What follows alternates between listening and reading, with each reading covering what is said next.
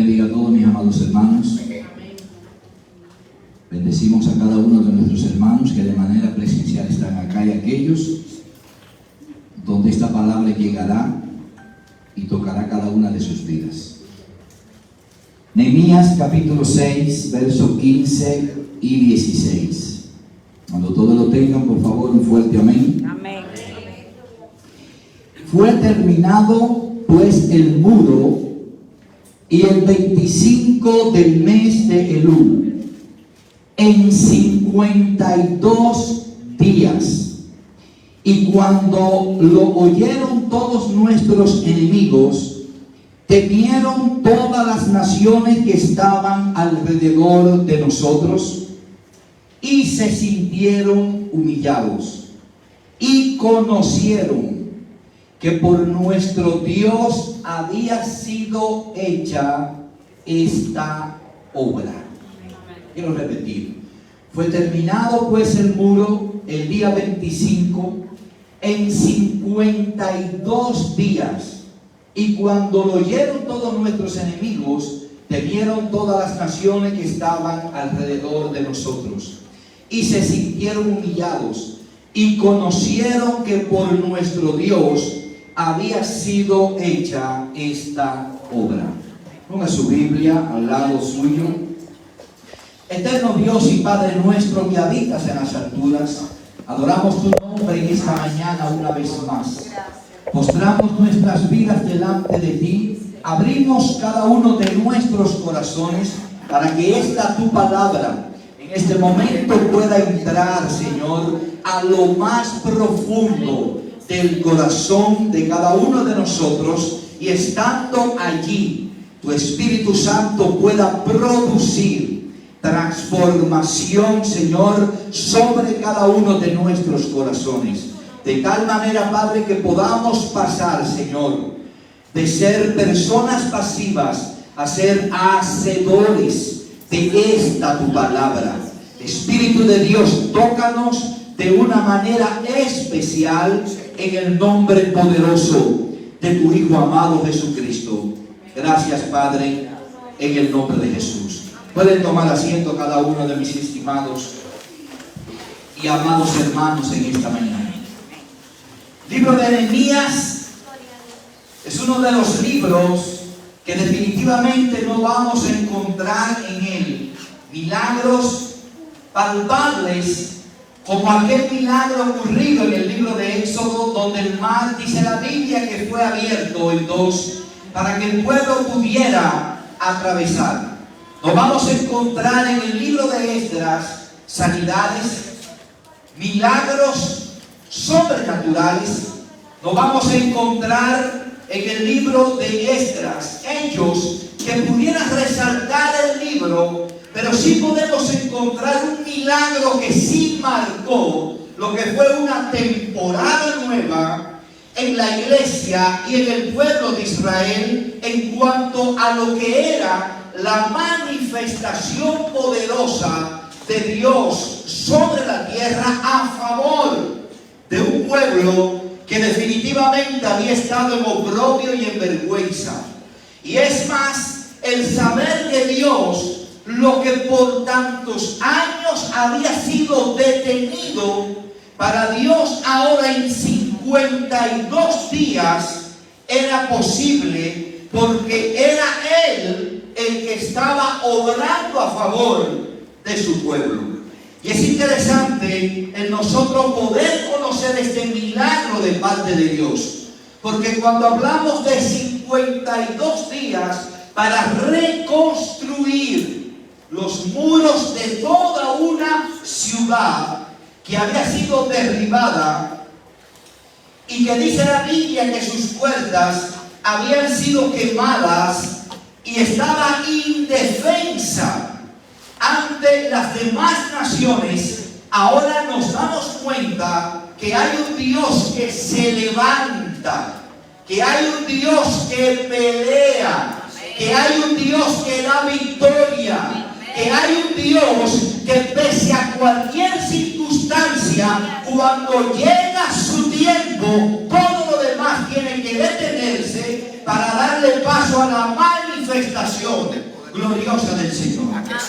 Es interesante ver cómo todas las circunstancias en un momento dado parecieran que se ponen adversas todas al mismo tiempo, pero cuando Dios se levanta, cuando Dios se levanta a favor de su iglesia, cuando Dios se levanta a favor de su pueblo, definitivamente, hermano, todo el mundo, aun aquellos que dicen no creer en Dios, tienen que darse cuenta que la mano de Dios es la que se ha levantado a favor de su pueblo. Y yo quiero poder transmitirles a ustedes esta gran verdad que ha tocado mi vida en cuanto al libro de Nehemías, para poder marcar una nueva temporada para nuestra congregación, una nueva temporada de parte de Dios. Cuando hablo de parte de Dios, estoy hablando de que cuando Dios es el que está en el asunto, cuando es el Señor que entra en el escenario, usted y yo podemos esperar cualquier cosa, amén, que va a suceder en beneficio de su obra, de su iglesia, de su pueblo, de nuestras familias y, por qué no, de manera individual sobre la vida de cada uno de nosotros. Cuando leemos en el libro de Nehemías, en este capítulo 6, en el verso 15 y 16, una de las condiciones que el salmista, amén, o Nehemías quería hacer resaltar en esta hora era justamente el poder separar lo que era la obra de un hombre y lo que era el respaldo de Dios en la vida de ese hombre. ¿Sabes? Hay una palabra muy determinante y es la palabra fe. Todo cuanto tú vayas a realizar o todo cuanto tú vayas a hacer necesita tener el ingrediente de fe, de creer que aquello que tú vas a hacer, Dios lo va a hacer prosperar. Cuando accionamos, pudiéramos tener muchas planificaciones, pudiéramos tener muchas estrategias, pero créanme, amados hermanos, que cuando Dios no está en el asunto, no importa cuántas estrategias podamos tener, cuántos planes podamos implementar, pero cuando Dios está, cuando Dios dice presente, cuando Dios a través de la fe, aquello que tú estás obrando creyendo que Él va a obrar, Dios se levanta. Aún simplemente con que un solo le pueda creer, Dios se levanta a favor de un pueblo y Dios puede hacer maravillas literalmente sobre todas circunstancias habidas y por haber. Y justamente el libro de Nehemías es justamente encarna una vivencia que el pueblo de Israel estaba viviendo. Es el tiempo que habían transcurrido ya los 70 años que el pueblo de Israel había sido llevado en cautiverio. Y a pesar de que aquellos 70 años ya habían cumplido, el libro de Nehemías se escribe 20 años después de estos 70. En otras palabras, habían transcurrido 90 años de aquel cautiverio. Y aunque habían salido del exilio, dos grandes grupos que habían vuelto nuevamente a Jerusalén, sin embargo, ninguno hasta el momento de los dos grupos que habían llegado a Jerusalén se había dignado a trabajar para poder reconstruir el templo, reconstruir los muros, y es aquí justamente donde la maravilla de Dios se manifiesta. Lo que no se pudo hacer en 90 años, ahora Dios levanta un hombre con una visión clara Y en 52 días, Dios entonces muestra su gloria, su poder. Y fue tan notorio que las demás naciones, aun aquellos que estando dentro del pueblo, se opusieron a que la obra se pudiera llevar a cabo. Cada uno de ellos tuvo que reconocer que la mano de Dios estaba obrando a favor de ese pueblo. Amén. Por tal motivo, la palabra de Dios establece y la palabra de Dios enseña que cuando tú cuentas con el favor de Dios, tú y Dios no se constituyen en dos, sino que se constituyen en lo necesario. En otras palabras, no importa la adversidad que puedan estar enfrentando o los enemigos que puedan estar acusándote, cuando Dios se levanta a favor de tu vida, necesitas entender que milagros y prodigios van a comenzar a materializarse en tu vida.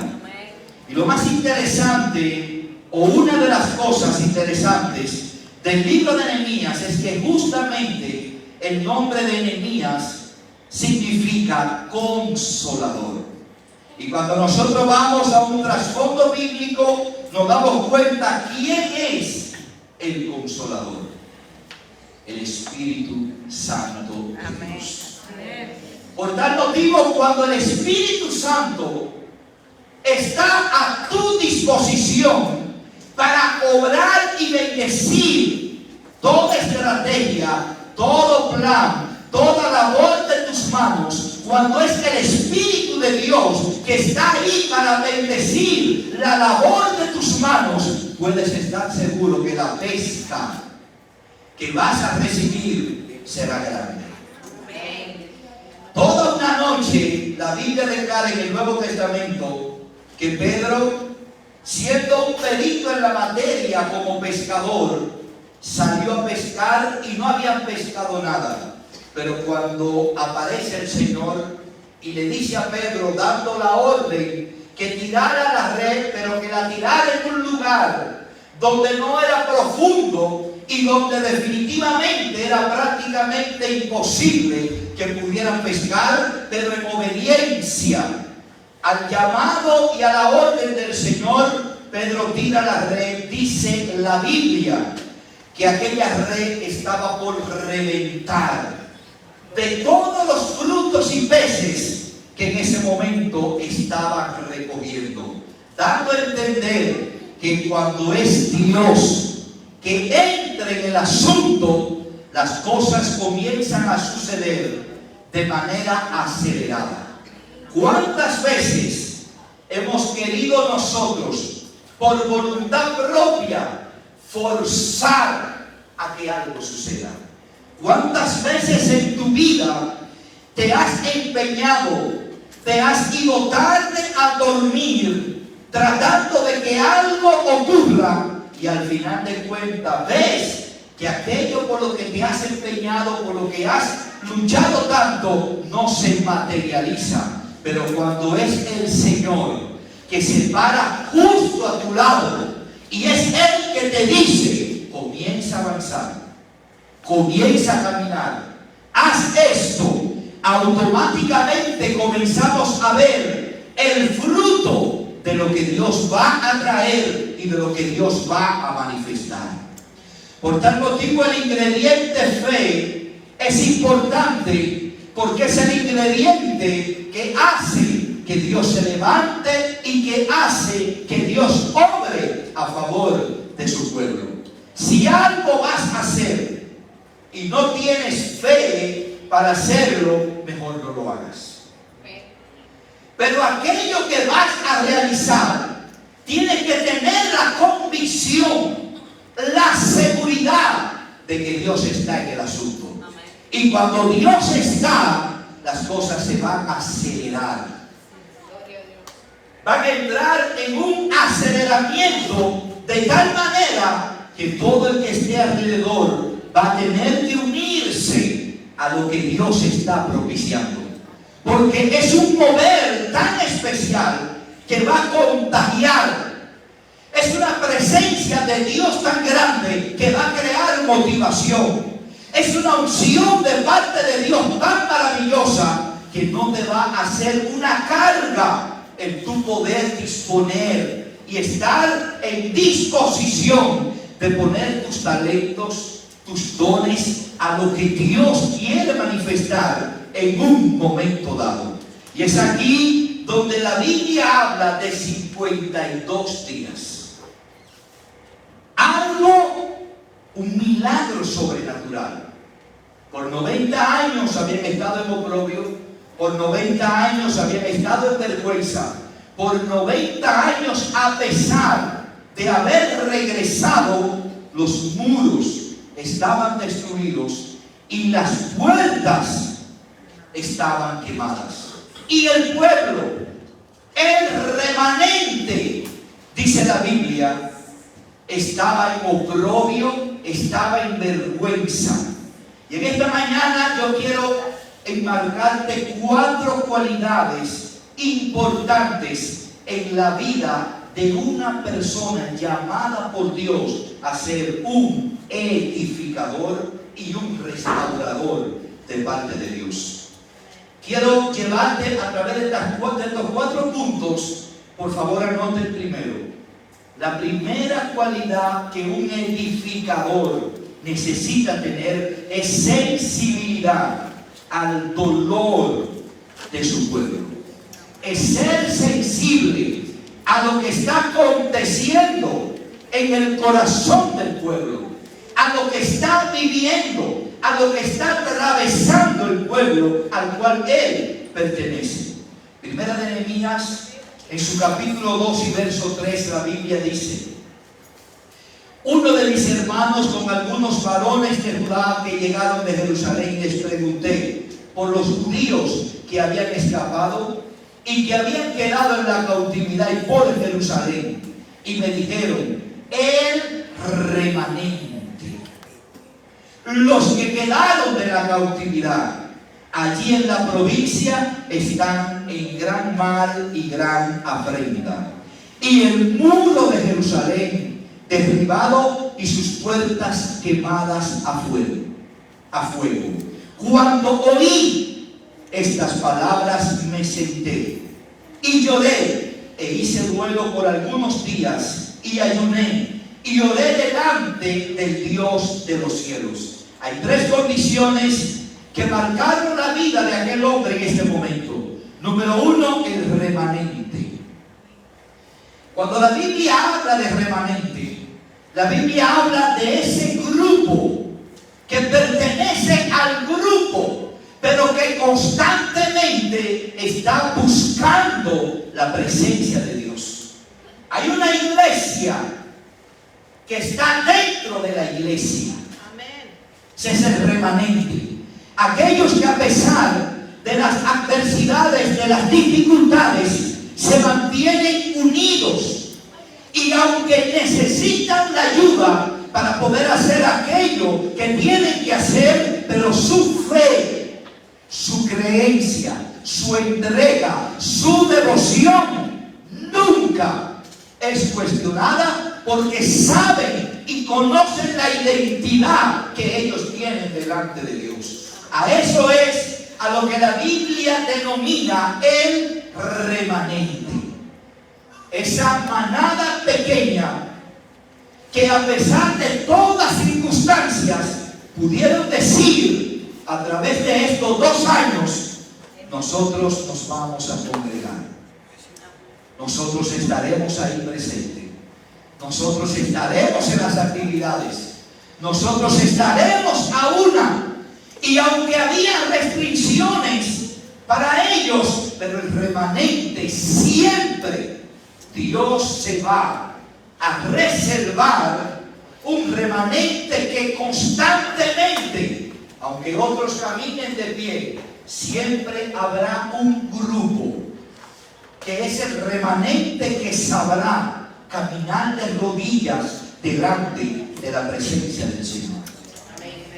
Y ellos están en gran mal y afrenta, necesitan ayuda, necesitan la mano poderosa de Dios, Y el muro estaba como, estaba derribado, estaba caído, y sus puertas estaban quemadas a fuego, dice la Biblia. Cuando Jeremías escuchó cada una de estas cosas, dice la palabra de Dios que en su corazón comenzó a arder el deseo, el anhelo de él poder hacer algo a favor de la obra que en ese momento estaba llamada a hacer y que no estaba haciendo.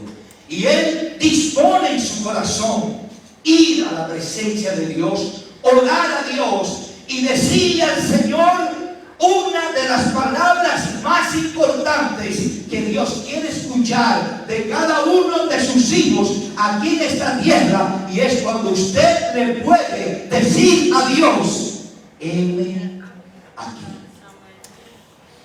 Señor, aquí estoy. No solamente miro lo que está ocurriendo, sino que te estoy diciendo: heme aquí. ¿Necesitas a alguien? Yo soy el primero. Yo quiero que tú puedas contar conmigo para tú manifestar lo que tú vas a hacer. Y es importante que nosotros podamos ir a la fuente para entender bíblicamente lo que la Biblia enseña que son los muros y que son las puertas. Pudiéramos nosotros tomar y decir que los muros a nivel general sirven para resguardar la ciudad. Los muros sirven para proteger toda ciudad. Las puertas sirven para tener control de quién entra y quién puede salir de una ciudad. Pero bíblicamente, ¿qué enseña la Biblia acerca realmente de lo que Dios habla acerca de los muros espirituales y de las puertas? Para eso tendríamos que ir al libro de Isaías, por favor anoten. En su capítulo 60, en el verso 18, la Biblia dice: nunca más se oirá de tu tierra violencia, destrucción ni quebrantamiento en tu territorio, sino que a tus muros llamarás salvación, y a tus puertas llamarás alabanza. ¿A qué llama Dios a los muros? Salvación. Y a sus puertas Dios llama alabanza. Están muy relacionadas una con otra, porque de una sola manera, dice la Biblia, que hay algo aquí en la tierra que solamente eso es lo que produce fiesta en los cielos. La Biblia dice que lo único que produce fiesta en los cielos es cuando un pecador viene al conocimiento de la verdad. Eso es que, eso es salvación. Y esa salvación es lo que produce alabanza, tanto en el cielo como en la tierra. Por tal motivo, Dios establece que su iglesia, si hay algo que la puede mantener activa, viva, es cuando la salvación comienza a manifestarse en medio de ella. Si hay una congregación donde la salvación no se está moviendo ni se está haciendo visible, definitivamente cuando hay salvación el ambiente cambia. Cuando Dios comienza a tocar y a sanar y a salvar, hermano, es como un efecto dominó que va arrastrando todo lo que está a su paso. Y definitivamente comienza el ambiente a ser transformado. Comienza el ambiente a cambiar. ¿Por qué? Porque cuando alguien es salvo de corazón, hermano, no hay nadie que haya aprobado esta salvación realmente y que no haya una sonrisa en sus labios. Ustedes saben de lo que estoy hablando. Ustedes saben lo que es ser salvo. Ustedes saben lo que es recibir el perdón de los pecados. Ustedes saben lo que es ser redimidos por el Señor.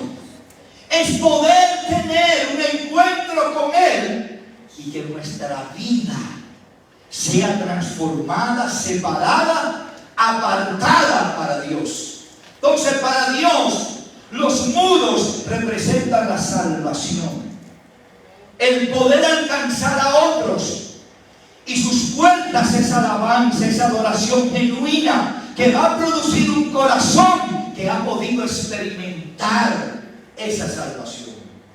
Es importante nosotros poder denotar el hecho de ver en el Nuevo Testamento cada una de las personas que su vida fueron transformadas por el Señor, como de manera inmediata, de manera rápida, su vida pasaban de muerte a vida y comenzaban ellos a poder testificar de parte de Dios. Una de las historias más hermosas que a mí en lo personal siempre me ha cautivado es aquella mujer samaritana en el pozo buscando agua. Ella fue por una necesidad. A esa hora ella acostumbraba a ir a sacar agua del pozo. Justamente en la hora que ella está, se encuentra con el Señor. Dios toca su vida. Jesús le habla del plan de salvación. Recibe al Señor y dice la Biblia que dejando su cántaro con el que ella iba a buscar para saciar su necesidad, lo dejó ahí y fue a la ciudad a pregonar la palabra de Dios. Los hombres que escuchan el mensaje en la ciudad vienen con ella y ella se los lleva al Señor y el Señor les predica a ellos también, y al final ellos terminan diciéndole a ella: no creemos en Él solamente por las palabras que tú nos has dicho, sino por las palabras que ahora Él también nos ha dicho. Entonces, las vidas transformadas, cambiadas, traen vida a toda congregación. Donde hay salvación, hermanos, donde la salvación se manifiesta, definitivamente el ambiente tiene que cambiar. Porque la razón de ser iglesia es justamente poder alcanzar a otros. Siempre les he comentado que si el único propósito de Dios hubiera sido salvarnos, en el momento que usted y yo nos hubiéramos convertido, nos hubiera dado un infarto ahí mismo y nos lleva, porque ya el único propósito era salvarnos. Sin embargo, Dios nos salva y nos deja en la tierra y nos entra al redil de una congregación para que a partir de ahí comencemos cada uno de nosotros a desarrollar una labor, podamos nosotros ser eficientes y podamos nosotros brindarle a Dios, devolver por gracia lo que por gracia también un día cada uno de nosotros hemos recibido. Por tal motivo, ¿quieres ver una congregación contenta, una congregación alegre, una congregación feliz, un pueblo que esté alegre? Cuando comienzan las salvaciones de Dios a ser visibles y comienzan vidas a ser transformadas y a llegar, hermanos, nada trae más avivamiento que esto. De hecho, todo avivamiento empieza con salvación. Todo avivamiento empieza con salvación. Porque salvación es el poder, es la manifestación palpable de la gracia de un Dios santo a favor de hombres y mujeres que no merecen ese perdón, pero por gracia, por bondad, por misericordia, Dios lo extiende a favor de cada hombre. Y para que aquellas murallas en Jerusalén fueran restauradas, alguien tenía que decirle a Dios: aquí estoy, Señor. Alguien tenía que decirle a Dios: cuenta conmigo. Alguien tenía que decirle a Dios: Señor, aquí estoy yo. Yo puedo ir. Hermanos, y cuando hablamos de Nehemías, necesitamos entender que Nehemías no es un hombre cualquiera. No. Nehemías estaba bien. Porque dentro del cautiverio, él tenía una posición de renombre y de autoridad, y eso le daba cierto privilegio, y económicamente el hombre no tenía problema. El hombre estaba bien. Si había alguien que hubiera podido decir: yo estoy bien como estoy, Jeremías hubiera sido uno de ellos. Pero ¿qué pasó en el corazón de Nehemías? ¿Qué era lo que ardía dentro de él? Que Nehemías era tipo de la persona que no solamente buscaba estar bien él. ¿Cómo yo estoy bien si mis hermanos están en vergüenza? ¿Cómo yo estoy bien si el pueblo al cual yo pertenezco está en oprobio? Sus murallas están en el piso. En otras palabras, yo no puedo estar bien si los demás están mal. Necesitamos hombres y mujeres que antepongan al bienestar de ellos la necesidad, el dolor de los demás. Nehemías ardía por eso, porque él conocía de lo que Dios era capaz. Y cuando leemos el primer capítulo de Nehemías nos damos cuenta de varias cosas. Lo primero es que el hombre entra, se presenta delante de Dios y pide perdón por él, por su padre, por su tierra, por sus antecesores, para que Dios tenga misericordia. Lo primero es que habla acerca del pacto de salvación de Dios con el pueblo de Israel. En otras palabras, Dios, tú eres el Dios de Jacob. Tú eres el Dios que ha prometido. Tú eres el Dios que ha determinado que a este pueblo tu manifestación iba a llegar. Aquel hombre conocía las promesas de Dios, no simplemente para reclamárselas a él, sino para traer la memoria, creyendo que lo que Dios había prometido, Dios lo iba a cumplir. Y hay una promesa en la Biblia que habla: cree en el Señor Jesucristo y serás salvo tú y tu casa.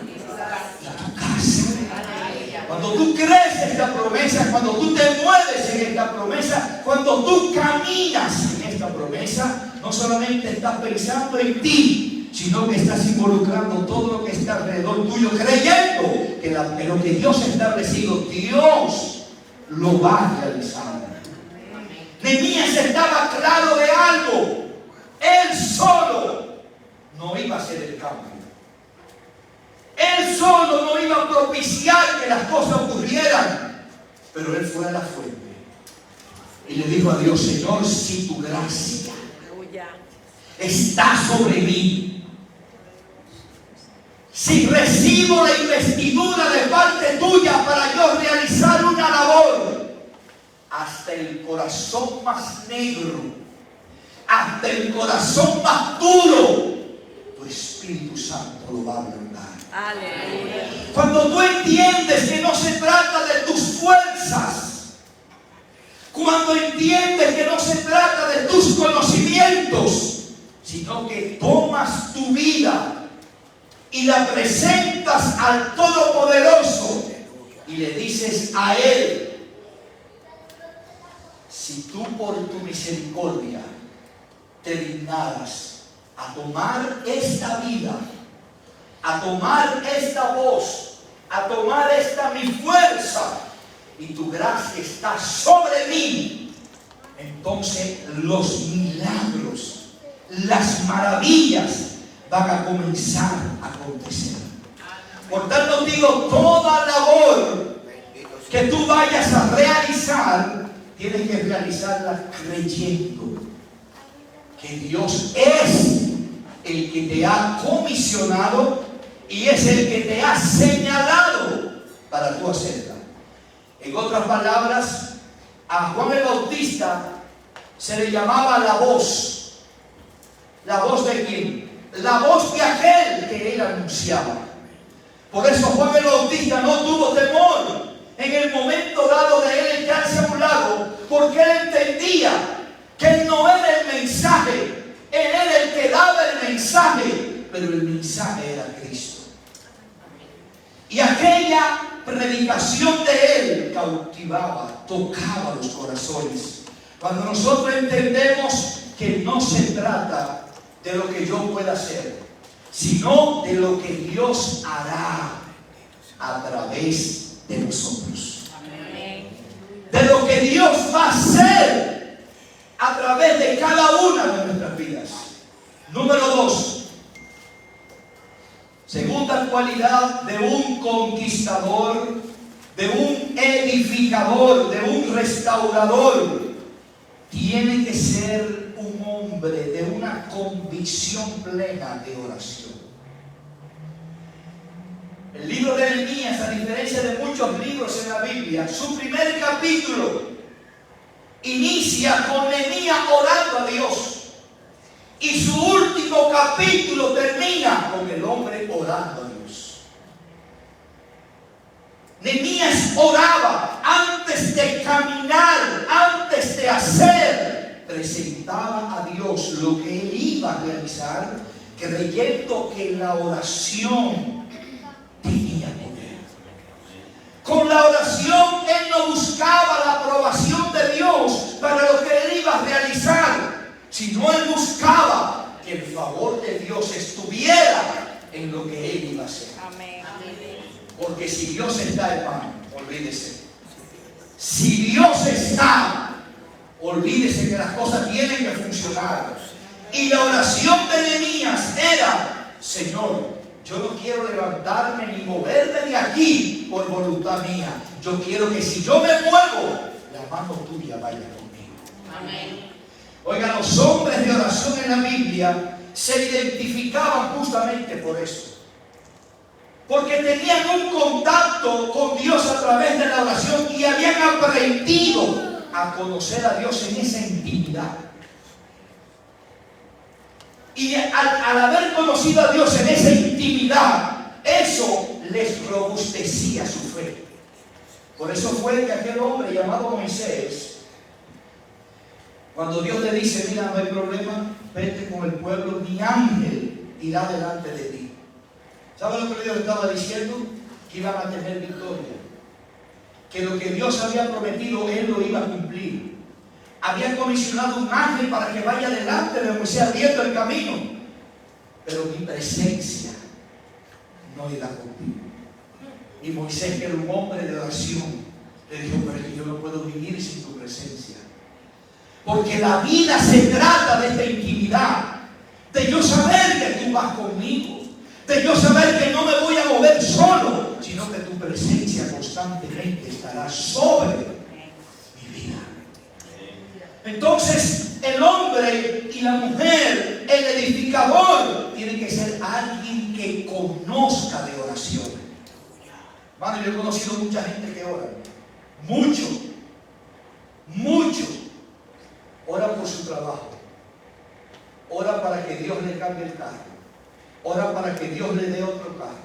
Ora para que Dios le dé un apartamento. Ora para que Dios le dé una casa. Y yo no digo que está mal orar por eso, pero yo estoy hablando de la oración de un conquistador, de un edificador, que antepone las necesidades de las demás primero que las de él. Nehemías oraba por sus necesidades después que había orado por todas las demás.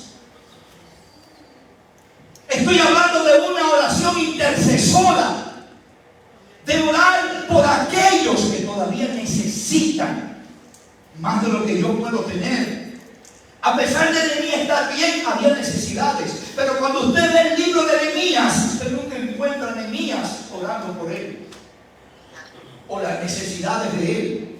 ¿Y creen ustedes que Nehemías no tenía necesidad? Sí, pero él había aprendido algo, que si él se involucraba a los quehaceres de Dios, gloria a Dios, da primeramente el reino de Dios y su justicia, y las demás cosas serán añadidas.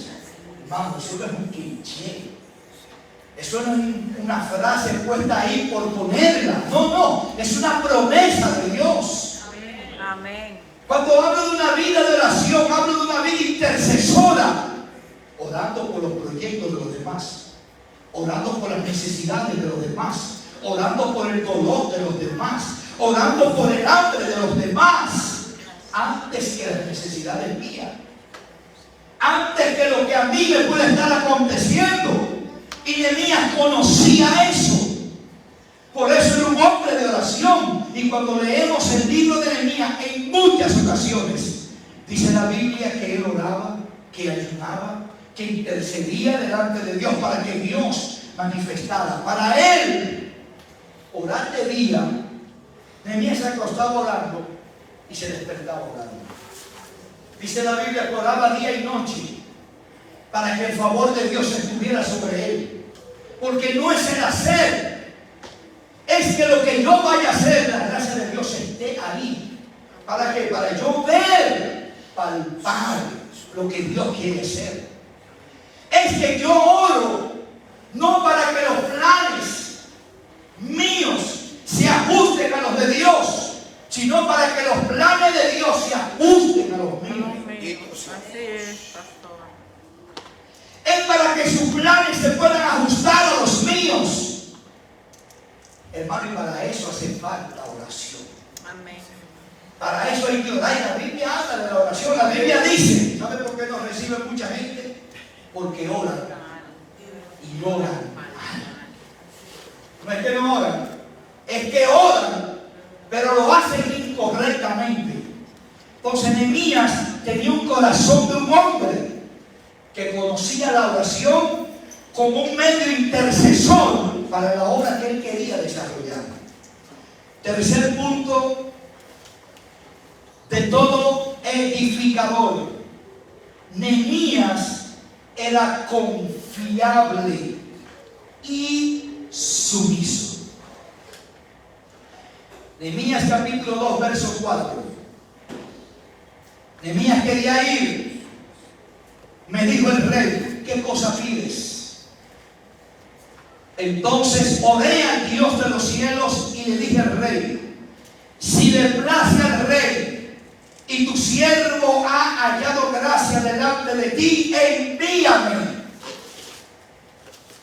Hay una gran diferencia en ir y ser enviado. Cuando eres enviado, estás caminando bajo la guianza y la cobertura de Dios porque estás sumiso, obediente. Cuando eres enviado, eres comisionado, escogido. Eres delegado. Aleluya. Eres consignado para una labor. Bendito sea. ¿Cuántos trabajan acá? ¿Alguna vez te ha llamado tu jefe y te ha dicho, yo quiero que tú hagas esto? En medio de lo demás. En ese momento, ¿qué Él te está haciendo? Te está enviando. Te ha escogido entre todos.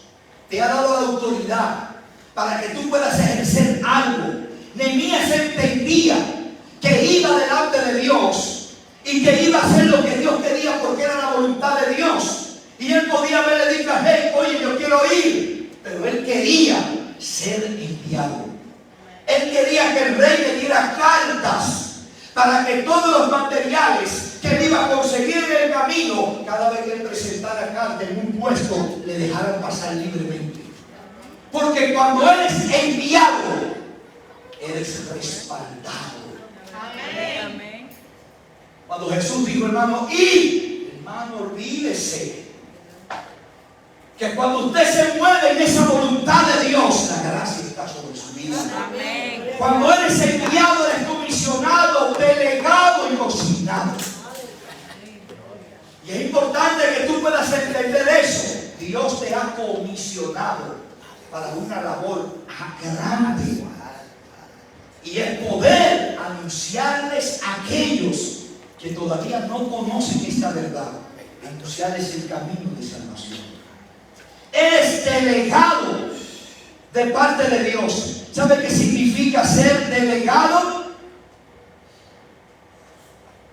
Es que lo que tú estás haciendo va a trascender más allá de las obras que tú puedas realizar. Porque se convierte en un legado de tu poder hacer aquello que, aunque tú desaparezcas de esta tierra, ese legado va a continuar con lo que Dios te ha encomendado y con lo que tú has hecho para la gloria del Señor.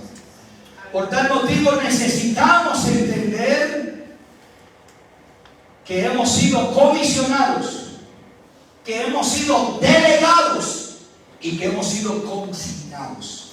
¿Sabe lo que significa consignación?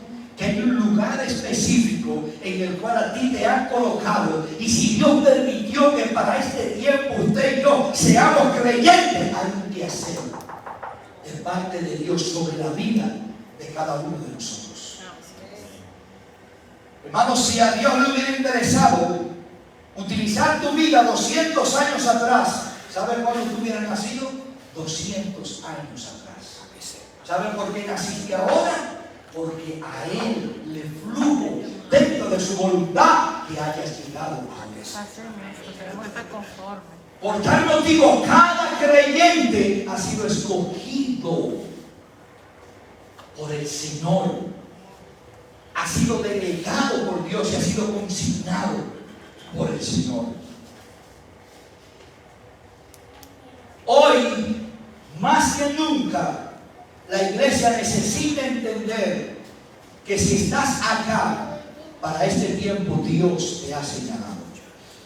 Somos la generación que está al borde de un gran avivamiento manifestado en esta tierra.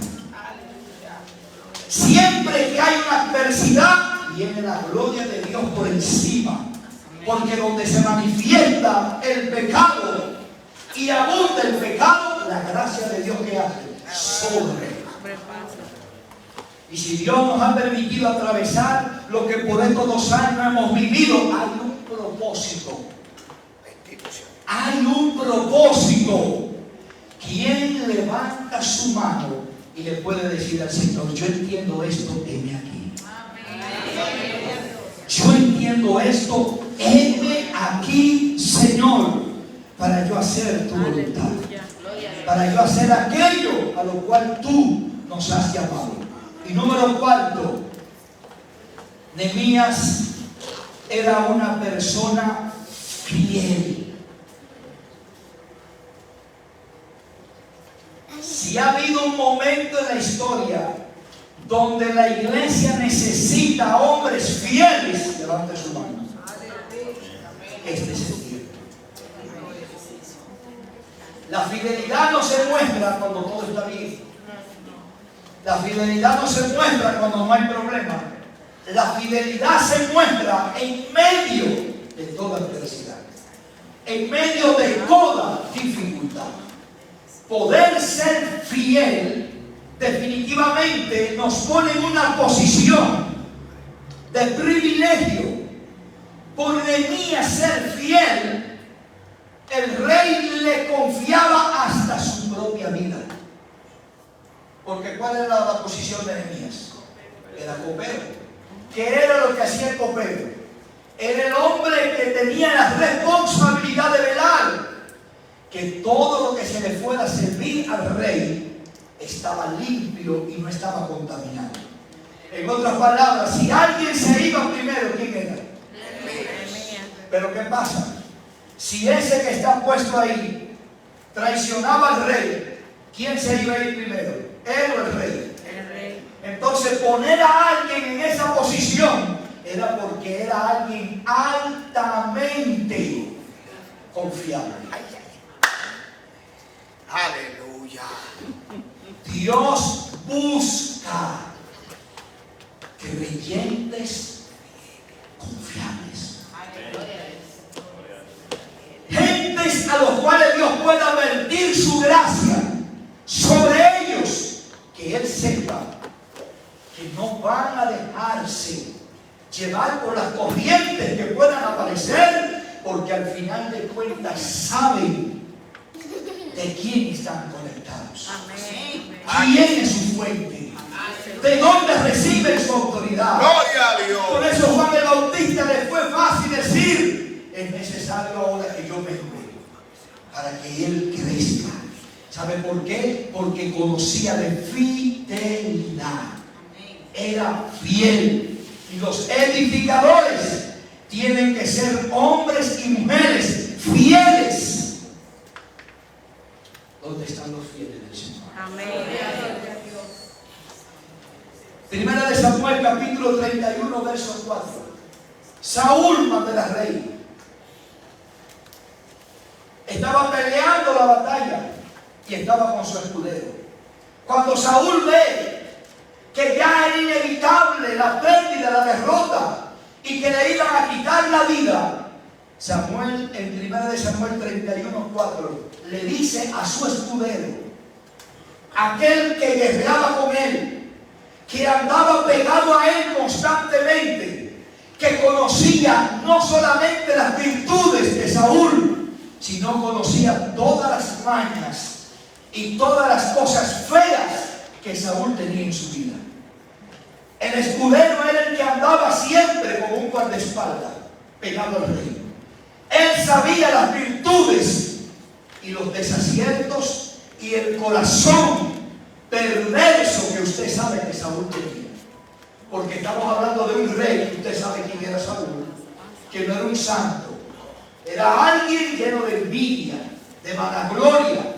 Sin embargo, le dice al escudero: saca tu espada y traspásame con ella, para que no vengan estos incircuncisos y me traspasen y me escarnezcan. Mas su escudero, dice la Biblia, no quiso, porque tuvo gran temor. Entonces Saúl tomó su propia espada y se echó él mismo sobre ella. Necesitamos hombres fieles. Hombres fieles. Génesis, capítulo 9, versos 20 y 27. Después que Noé sale del arca, con su esposa, sus hijos, dice la Biblia que comenzó a labrar la tierra y plantó una viña y bebió del vino y se embriagó y estaba descubierto en medio de su tienda. Y Cam, padre de Canaán, vio la desnudez de su padre y salió de la tienda y lo dijo a sus hermanos. Entonces Sem y Jafet tomaron la ropa del padre y cubrieron la desnudez del padre. Sin embargo, ¿qué hizo Cam? Cambió la desnudez del padre y salió a murmurar cómo su padre estaba. Y entonces Sem y Jafet entraron a la tienda, tomaron la ropa, cubrieron al padre. Y cuando Noé se despierta, Noé dice estas palabras: maldito sea Canaán, siervo de Dios serás a sus hermanos. Y dijo más: bendito por Jehová mi Dios sea Sem y sea Canaán su siervo, y engrandezca a Dios a Jafet y habite en las tiendas de Sem, y sea Canaán su siervo. Porque si hay algo que Dios aborrece, es la infidelidad. Aleluya. Es el poder tener la oportunidad de poder mostrar fidelidad y en vez de hacerlo, entonces muestra totalmente lo contrario. Cuando cambió a su padre, debió de tomar la ropa y debió descubrir la desnudez del padre. Y luego decirle a sus hermanos lo que había pasado, pero cubrirle, porque eso habla de fidelidad delante de Dios.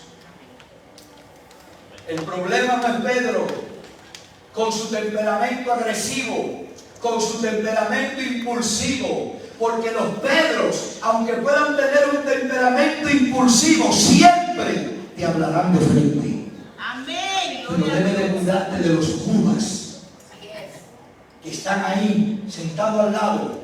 Sin embargo, a la hora de mostrar fidelidad, lo que hacen es que dan la puñalada por la espalda. Dios busca, dile que está a tu lado, Dios busca hombres fieles. El apóstol Pablo, y con esto cierro, conocía perfectamente esto. Pablo lo conocía a la perfección, tan claro que sabía que era necesario ser fiel, que le dice a Timoteo en 2 de Timoteo 2:2: lo que has oído de mí ante muchos testigos, esto encarga a hombres fieles. A hombres fieles. Que sean idóneos para enseñar también a quién, a otros.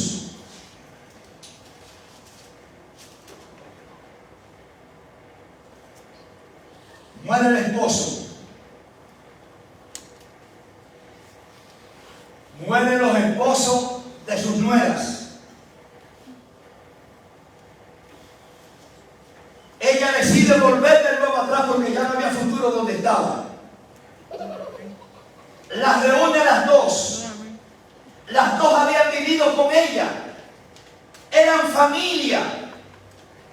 Pero ella, mirando que no había forma de poder resarcir sus vidas, les dice: yo tendré que volver de nuevo atrás. Me voy en derrota. Porque me voy no como llegué. Me voy en peor condición que como yo estaba. Me voy en vergüenza y en oprobio. Y le da la libertad a cada uno y las libera. Y le dicen: váyanse ustedes a sus familias, a sus tierras, a sus casas. Y hubo una de ellas que cuando la liberaron de esa carga, ¡Gloria a Dios! dijo: gloria a Dios, me voy a mi tierra. Porque el futuro que veo es incierto. Porque lo que estoy mirando, como que siento que no me conviene. Sin embargo, hubo una que le dijo a ella: tu pueblo será mi pueblo, tu Dios será mi Dios. tu Dios será mi Dios.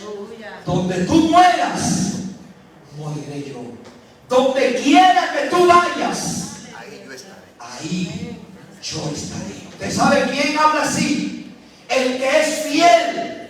El que dice: no importa lo que venga, lo que pase, lo que acontezca, aquí me trajo Dios. Amén. Y aquí echaré yo el pleito. Aleluya. Aleluya. Pablo le dice a Timoteo: lo que has oído de mí ante muchos testigos, eso encarga a hombres que sean fieles. Fieles.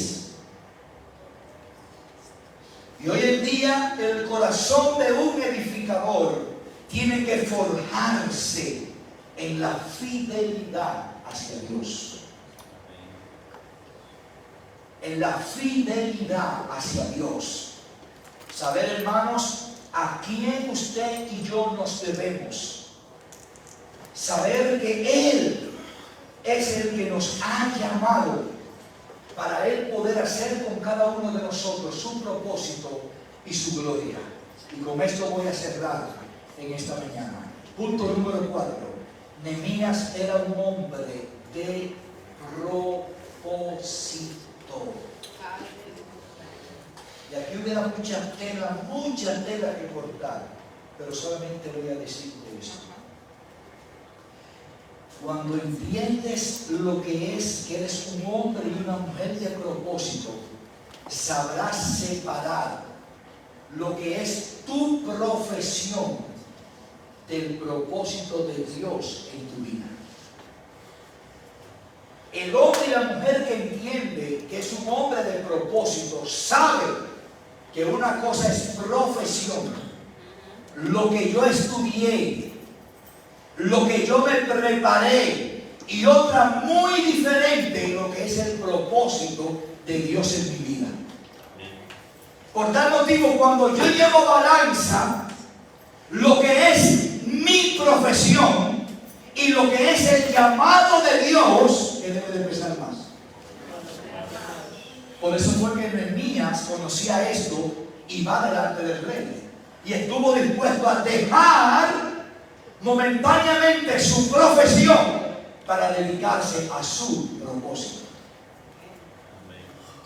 Tú puedes ser de profesión mecánico. ¿Sabes algo? Cuando llegues al cielo, nadie te va a preguntar cuántos carros tú arreglaste. Tú puedes ser profesión doctora neumóloga como nuestra hermana Elaine.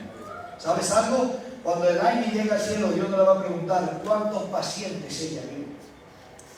Tú puedes ser como nuestra hermana Elka, odontóloga. Cuando llega al cielo no le van a preguntar cuántas piezas arregló, sacó o qué hizo. Porque una cosa es la profesión y otra cosa es tu propósito delante de Dios. Apocalipsis 14:13, y con esto cierro. Oí una voz que desde el cielo me decía: escribe, bienaventurado de aquí en adelante los muertos que mueren en el Señor. Gloria a Dios. Sí, dice el Espíritu, descansarán de sus trabajos. Cuando mueras, vas a descansar de tus trabajos. El título se quedó ahí, la casa se quedó, el carro se quedó, todo se quedó. Porque sus obras siguen con ellos. Entonces, una cosa es trabajo y otra cosa es las obras que nosotros invertimos y realizamos para nuestro Dios. Esas obras que nosotros hacemos para Dios son las que van a contar en los cielos. No es lo que tú hayas hecho con tu profesión aquí en la tierra. No, Dios puede usar tu profesión para bendición de multitudes. Pero al final, las obras que tú haces para Dios es lo que va a continuar. Y es por lo que te van a recompensar cuando estemos allá, cada uno de nosotros en el cielo. Entonces necesito entender que yo estudio, que yo trabajo, porque necesito los ingresos para yo manifestar, continuar mi vida aquí en la tierra. El trabajo es de Dios y hay que realizarlo. Pero yo debo de entender algo. Una cosa es mi trabajo y otra cosa es la obra del Señor. Perdóname, porque en esta mañana te he roto toda excusa que cada uno de nosotros pueda tener. Porque muchas veces anteponemos las cosas nuestras antes que las de Dios. Dios busca hombres y mujeres que estén dispuestos y disponibles. A veces hay mucha gente dispuesta, pero cuando usted lo llama no puede. Pastor, yo quiero, no puedo. Entonces Dios ha buscado gente dispuestas y disponibles. Nehemías supo entender esto. Y Nehemías dijo: de verdad que Dios me ha bendecido con un trabajo de privilegio. Tengo buena remuneración por lo que hago. Estoy en un estatus alto. Pero cuando mi llamado me llama, cuando mi llamado me llama, yo he sabido poner las cosas seculares a un lado y accionar en aquellas que es el llamado de Dios para nuestras vidas. Y yo creo, hermano, firmemente que si Dios permitió que cada semana tenga 7 días y que cada día de la semana tenga 24 horas, Y que en esas 24 horas tenemos tiempo para trabajar, tenemos tiempo para compartir con la familia, tenemos tiempo para comer, tenemos tiempo para irnos de vacaciones, tenemos tiempo para dormir, pero también tenemos tiempo para hacer las cosas de Dios. Entonces en la vida nuestra, el edificador necesita entender que hay un momento que tu llamado te va a llamar. Así es. Y cuando el llamado te llame, hermano, vas a sentir lo mismo que Nehemías sintió. Era como un fuego que estaba aquí adentro de ti. Era como una llama que no lo dejaba en paz. Era algo que ardía. Y es mi oración al Señor que Dios pueda manifestar esto grandemente en nuestras vidas. Y tomando esta palabra literalmente, yo quiero tomar esta palabra literal. Óigame, literalmente yo quiero tomar esta palabra. Porque nosotros vamos a accionar conforme a esta palabra. Como iglesia, como creyentes, vamos a caminar conforme a esta palabra. Nosotros vamos a tomar, a partir del mes que viene, 52 días. Vamos a tomar. Y en esos 52 días vamos a capacitarnos, vamos a seguir con la célula, vamos a hacer cosas. Pero mi oración a Dios es solamente una. Desde que iniciemos esos 52 días, no va a ser con estrategias nuestras, no va a ser con la fuerza nuestra, no. Queremos el Espíritu Santo.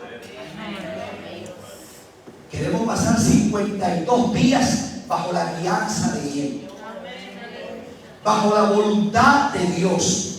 Porque si este hombre pudo reconstruir una ciudad que por 90 años estaba destruida y en 52 días lo hizo, yo no sé lo que Dios puede hacer por nuestra vida si nosotros nos alineamos y comenzamos a caminar de la mano.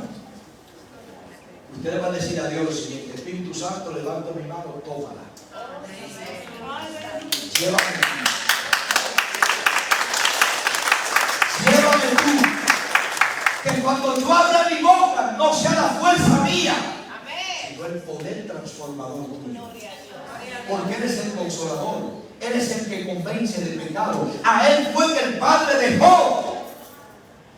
Mire, la obra redentora consta de 3 partes importantes. El Padre planificó, el Hijo llevó a cabo lo planificado y el Espíritu Santo le da continuidad a eso. Así que a partir del 1 de abril vamos a iniciar una jornada que van a ser 52 días y se va a titular De la mano con el Espíritu Santo. Así que yo declaro que nuestra congregación entra a un tiempo de gloria,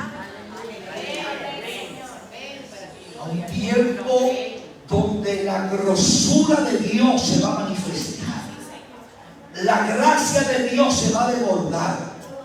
Y en esos 52 días nuestras vidas tienen que entrar en una convicción tal que nosotros podamos palpar, saborear, disfrutar lo que es servirle al Dios vivo.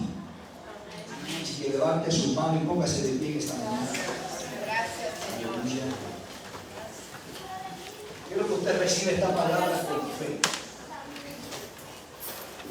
Porque sin fe es imposible agradar a Dios. Y todo lo que nosotros vamos a realizar se tiene que realizar con fe.